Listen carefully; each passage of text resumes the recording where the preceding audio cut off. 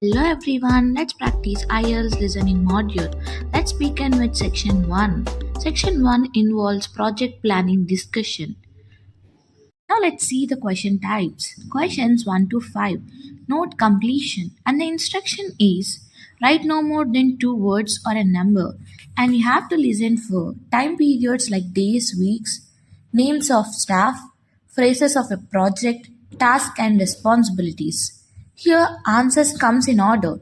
Do not exceed 2 words or a number. The next question 6 to 10. Multiple choice, and the instruction is choose the correct letter A, B or C. You have to listen for decisions, final plans, deadlines and outcomes. Work through this section now and the solutions will be displayed at the end. You will see that there is an example that has been done for you. On this occasion only, the conversation relating to this will be played first. Okay, Ella, as you know, the deadline for this project is the end of the month, so we'd better plan it well. Yes, I've already been thinking along those lines, and I've decided we should divide this project into 3 phases. The pre-phase, then phase 1, and then phase 2, with strict deadlines involved for each one. The woman uses the term pre-phase, so pre-phase has been written in space. Now we shall begin. You should answer the questions as you listen, because you will not hear the recording a second time. Now listen carefully and answer questions 1 to 5. Okay, Ella, as you know, the deadline for this project is the end of the month, so we'd better plan it well. Yes, I've already been thinking along those lines, and I've decided we should divide this project into 3 phases. The pre-phase, then phase 1, and then phase 2, with strict deadlines involved for each one. Given that we have to finish this quickly, that sounds good. Tell me more. The pre-phase is the simplest. We just need to allocate a space or a place to do our planning, and this space will need to be quite big. Sure, and we have to decide on the equipment needed as well. Remember the last project when we didn't have enough projectors to present our ideas? We lost lots of time there. Yes, that was a bad start. That's why, after the pre-phase is finished, I've allocated a mere 3 days for phase 1. That will involve drawing the plans. We'll need Jenna to help us. And Marco. Yes, but not Susan. Susan is just far too busy to participate, as much as I'd like her in the team. Let's just take Fred instead. He'll do.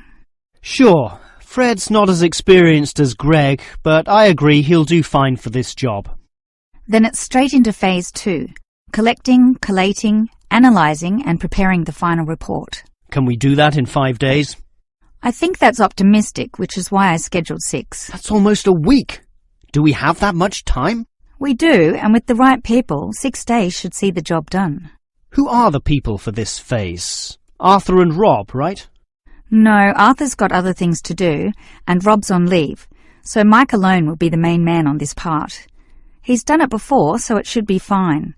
But he may need some help with the smaller tasks. Someone who is good with detail and procedures.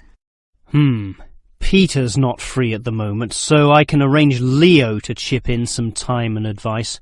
Leo's very useful, particularly under pressure. And that's everything sorted. Well done, Ella. This report should certainly be ready in time. Okay, Ella, you've done a good job with the basic time frame of this project, but what about specifics? What sort of specifics? Well, things like information gathering. Are we going to use questionnaires like we did last time? I was thinking of using the internet to ask people to give their views, but you often get such silly responses when you do that. I'm of the view that the best way to find out things is to ask people directly, so that's what we'll do. Okay, but that will take longer. We'll probably even have to do some of the work at home. No, I don't think so, as long as we stay back at work for some after-hours meetings. Well, that's better than coming in early. No one functions well in the morning. Also, the final report will need at least 2 appendices.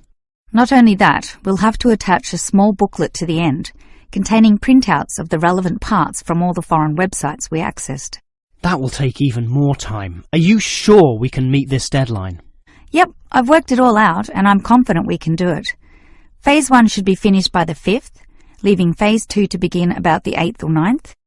Now, there's a public holiday on the 10th, meaning that everything should be able to be submitted on the 15th. And after that, we can relax and celebrate on the 25th when the design division gives us approval to go ahead. Ha! You're assuming that the design division will approve this, and that's not guaranteed at all. Oh, come on, Marcus, be positive. You know this should be approved. In fact, I'm even planning the celebration when this is all over. Oh yeah? What's on the agenda then? Well, we definitely don't want to party in the office, do we? We'll want to get away from this place, and we're all too busy with our own lives and families to find a mutual time free for a dinner party. So I thought we'd just buy some nice expensive gifts for everyone who participated. We can just give these to the people here in the office. That sounds fine to me, but make sure they're not too expensive. The budget department will never approve the cost. Don't worry, I know how much I can get away with. All right, I'll leave that with you.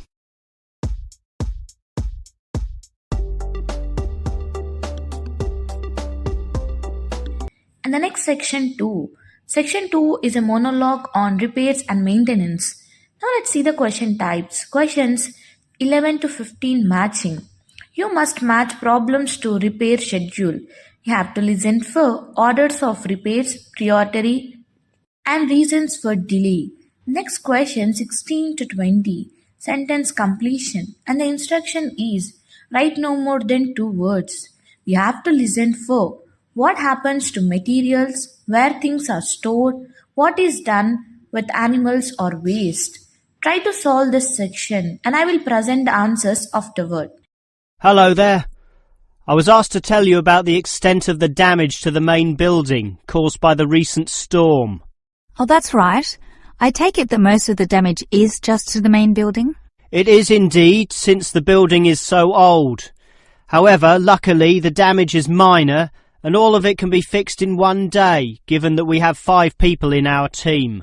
What will you be doing first? I understand you start at 8 in the morning. That's right, and we were going to remove the fallen tree, but we've been told there are exams that morning, and I'm sure the sound of those saws and other heavy equipment will disturb all the students. So instead we'll fix that leaky roof. That's a 4-hour job, since it involves substantial repair, not like fixing broken windows, which can be done quite quickly. So you'll fix the broken window after that, from midday? We could do that, but since we'll be working in the ceiling, it's more logical to get rid of those birds' nests there. It's a small job, but will require crawling inside the ceiling cavity, which is not an easy exercise, so that will take about an hour.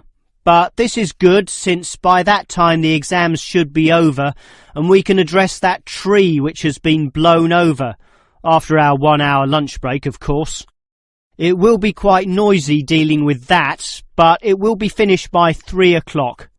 Some of our staff will then leave to fix things on another site. An office nearby needs a new window. But 2 of us, including myself, will remain here to paint over that discoloured patch of wall in your office. Oh, good. It looks so horrible at the moment. Well, we'll certainly make it look good once again. And in the last hour of our working day, we'll fix up that problem with the wiring. Apparently the power doesn't go to one of the classrooms. Probably some water has gotten into the fuse box, so we'll just change a few wires and clean up the moisture, and it should be fine. I certainly appreciate all the effort you and your team are taking to fix things here, but I do have one request. And what is that? You said you're going to paint the back wall in my office. Will it be the same colour as before? Yes, we'll make it a nice white colour. Well, that's the point. I'd prefer it to be yellow to match the furniture. The furniture is orange, actually, but I think yellow's a nice match. Can you do that? We can certainly do that. Yellow it is. Certainly a prettier colour than just plain white, or the blue in my kitchen at home for that matter. And we can leave the paint can with you in case you need to do some touch-ups or if the stain reappears. I'll just leave it in the garden shed, the one next to the main classroom. And incidentally, about those birds in the ceiling, I was just investigating and I heard the chirping of little baby birds in there, so there must be some young ones in a nest. I just thought you'd like to know that we can give them to a wildlife reserve. There's one in the next suburb, so that should not be too much trouble. Or you could give them to one of our teachers. I have a colleague who can raise them. I would say the wildlife reserve is a better option, since the people there are used to dealing with animals. And as for that fallen tree, we'll cut it up into small pieces, and that can be firewood in my house, so that won't be wasted either, although the smoke will cause some pollution. But I have a special licence for my fireplace, so no one can object to that. I've noticed also that the university has a garden bin for the smaller items, leaves and sticks and bark and so on, so we can dispose of material in that also. You do have some waste piles out the back, but a proper garden bin means that the material will be recycled, and that's better for the environment, so you can rest assured we will use that.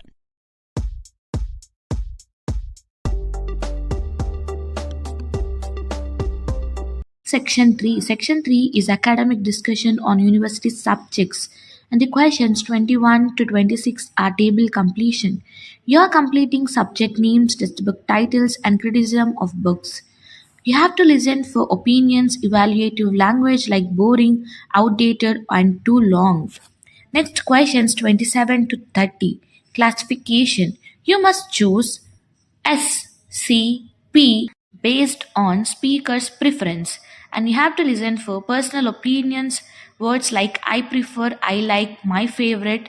Now try to complete this section and I will reveal the correct answers afterwards. Well, gentlemen, we've almost finished our second semester at this university. What do you think of all the courses we attend? On the whole, I'd say they're quite good, apart from social history, which I find to be a little too inexact. Yes, the lecturer's style is also very, very dull. I certainly agree with you there, although I would say that the textbook is more interesting. Welfare State. The subtitle says, An Examination of Social Development in the 20th Century. Yes, Welfare State is a good book, but look how many pages it has. 458! I agree. It's just too long to be easily read. Far too long, although it's certainly well written in parts. Yes, and if you compare it to the textbook for cultural studies, what's it called? Inner Views, I think. No, that's the book for media studies, and we finished that subject last semester. The book you're thinking of is In Perspective. Oh, sorry, you're right. In Perspective. And the subtitle says, A Comparison of Social Groups. Somewhat interesting, wouldn't you say? Well, mildly so, as is the subject, dealing as it does with such a wide variety of issues. But the book itself certainly oversimplifies a very complex subject. I agree. I also got annoyed at its constant oversimplification. Life is more complicated than what it suggests. Yes, but what you call oversimplifying may well be considered clarifying. Look at this other textbook, Government in Action. Some may say that it also oversimplifies, but it must do so in order to present a coherent picture of an equally complex subject. Government in Action. Which subject? It's the textbook for political theory. Oh, I hate politics. That's why I don't like the active leadership subject either. And most of the stuff in that political theory textbook is based on the American system. You see, it's written by Americans, so it's not even relevant to us here. I'd agree with you there. It's not relevant to us at all, since our government uses the Westminster system. Well, it seems we all have certain criticisms about the textbooks we're using, but at the same time we all like some elements, at least, of the subjects we're studying. What's your favourite subject, David? I'm not sure. I like political theory, but... Cultural studies is by far the best, even better than political theory, which I also like, but just not as much. Why do you say that, Steve? I was thinking perhaps social history is worth considering as best. Social history is good, but I made my choice because the subject is relevant to this modern society. But so is social history, and I like the historical element, which the other subjects lack. Even political theory examines history only briefly, and in a very narrow way, so I'd say social history is the most rewarding for me. What about you, Susan? I think social history is certainly very good, but political theory is, in fact, the best, since basically every human system boils down to politics. So, despite a certain irrelevancy in the details, the basic message remains as relevant as ever. Oh, Susan, you can't be serious. Let's ask Olive again. She's over there. Olive! Which subject do you think is the best? Ah, a difficult question. I'm very interested in culture, so cultural studies is certainly my cup of tea. But I'm politically active also, and hope to pursue this as a career. So political theory would be the one I'd pick. I don't believe it. Even with that irrelevant textbook? Don't listen to him, Olive. You have a right to your own opinion.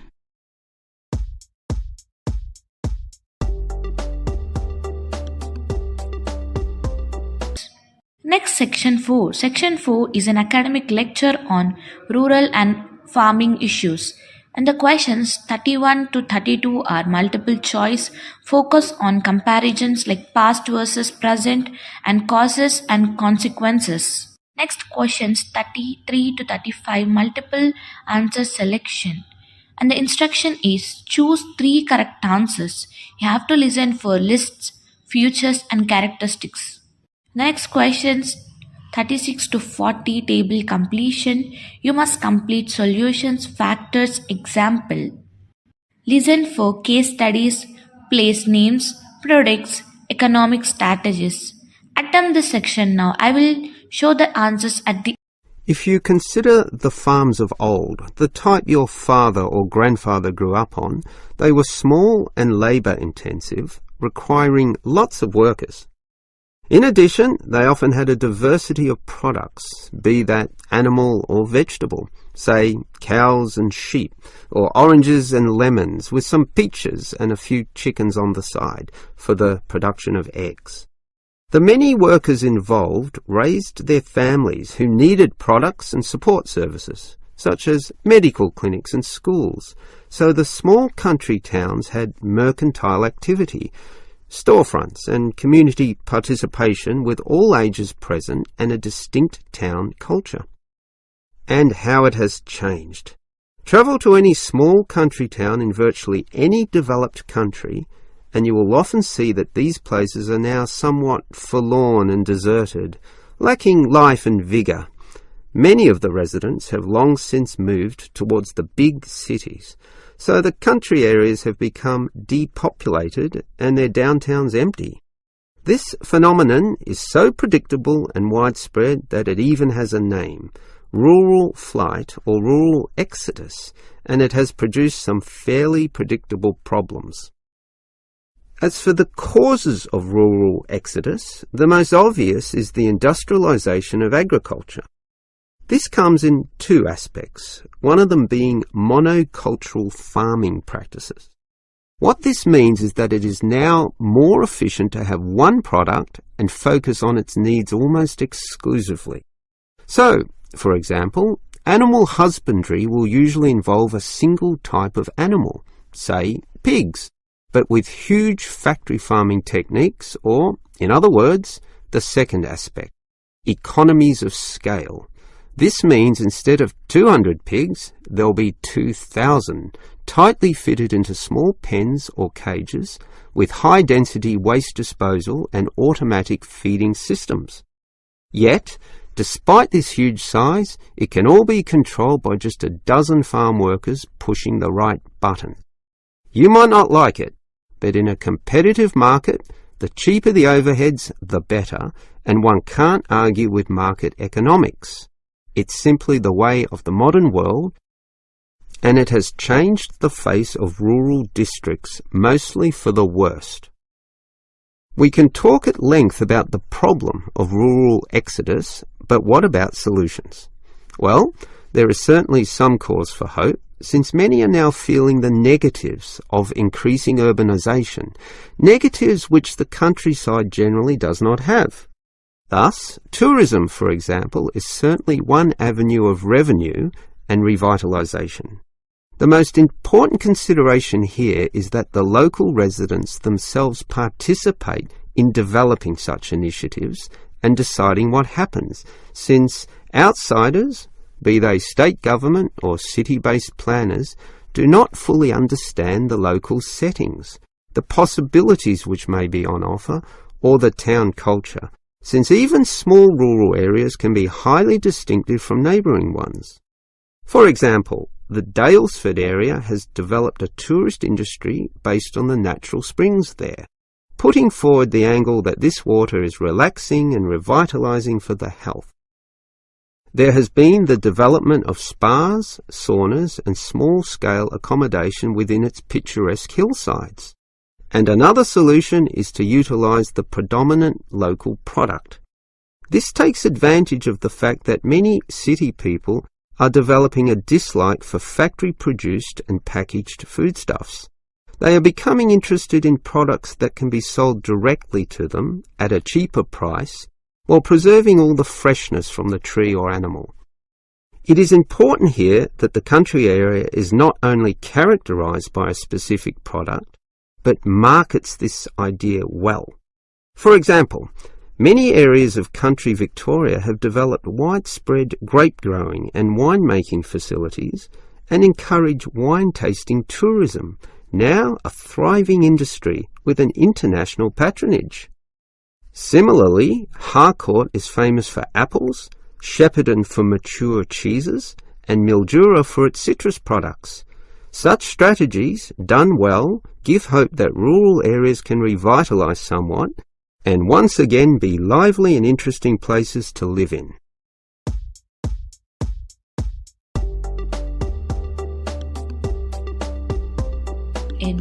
And thanks for watching, and follow us for more videos.